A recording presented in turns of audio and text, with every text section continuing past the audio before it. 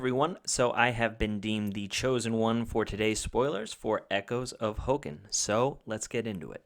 So our first card for today is Jurassic Strength. It's a 1-cost spell that reads neither player can add to the queue in response to this card. Target unit gets plus 1,000 this turn. Whenever a dinosaur unit you control destroys an opponent's tower while you control 3 or more shards, you may add this card from your discard zone to your hand.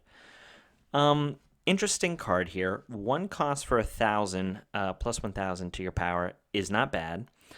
The fact that it reads that you can't add to the queue in response to the card, it's obviously good, but the fact that it's not instacast kind of takes away from its utility. I don't know if this is playable at all, to be honest. Running 1 is a possibility just because you can continue to get it back there with that other clause at the bottom of the card if you meet its criteria. But overall, I don't really think this card is that good. So next up, we have Penguardian Pupil, which is a 1-cost unit with 1,000 power, and it's instacast, and that's all it does. So I actually kind of like this card. The fact that it has instacast automatically gives it utility. The 1 cost and 1,000 power to break, some of the smaller towers is nice. Just being a penguin on the field is also something that could come into play for this new blue archetype, which revolves around stuns. Some cards require you to have penguins on the field to have some kind of effect. So this is kind of nice. I mean, it's not bad. It's very generic, but being able to play this at the end of your opponent's turn and then have a card ready to go in and attack is a form of quickness. It's not as good as quickness, obviously, but being able to flood a couple of these on the field is kind of nice. So, I like this. I think it's a pretty good addition. And now for the card that you guys have all been waiting for. This is Ravaging Rhinoceros. It's a 1-cost unit with 1,000 power, and it has the beast subtype, which is kind of relevant. This set introduces, well, it doesn't introduce, but it adds onto the beast subtype as well as elementals. They kind of go hand in hand. They get additional effects if you control both of those subtypes. So the beast subtype is relevant. And his effect reads, this card gains Overrun while its power is 2,000 or more. So Overrun is a new mechanic in this set, which I really like as well. It's basically this card game's version of Trample.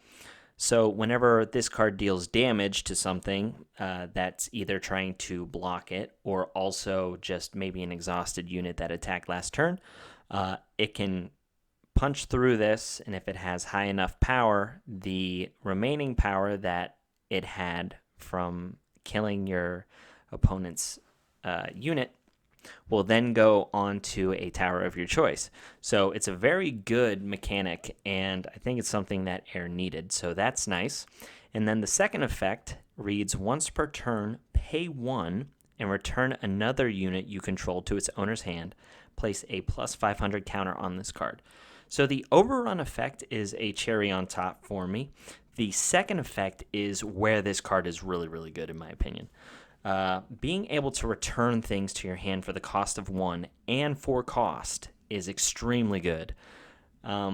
We saw this early on in the game with cards like Hurricane Shot, being able to return something to your hand for cost so your opponent couldn't really disrupt the unit that you were trying to return was very valuable. And Air has a lot of really good cards that you want to return to your hand to be able to play on your opponent's turn with things like Skytree Command Center, I think it's called.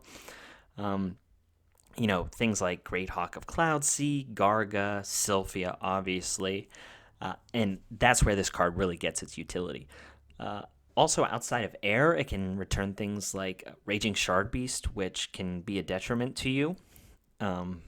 If you want to play some of those higher cards, higher cost cards like Garga and Sylphia or Great Hawk of the Cloudsea. So, fantastic card. I think it's a fantastic addition to Air. I think it's an instant 3 of just for that second effect alone, being able to bounce things back to your hand, and then also getting stronger for doing it. So, just being able to bounce stuff probably would have been really good enough. We saw that with Skyship Engineer, just being able to exhaust and return itself to his hand was really good on its own, and now you get added benefit with this little guy. So yeah, I was so happy to see this card, to be able to spoil it for you guys, and I think it's really going to make Air a contender for sure. I'm really interested to see how this plays out. I'm really excited to play this set. But that's all I have for you today.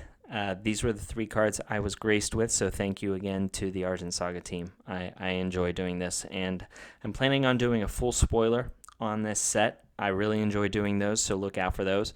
I know I haven't been on here for a while, but I am planning on starting to do that again now that I have some more things to, give you some content on. So look forward to that. I really miss making videos and talking about the game and playing the game. So thanks for tuning in, guys. I appreciate the support. Have a good one.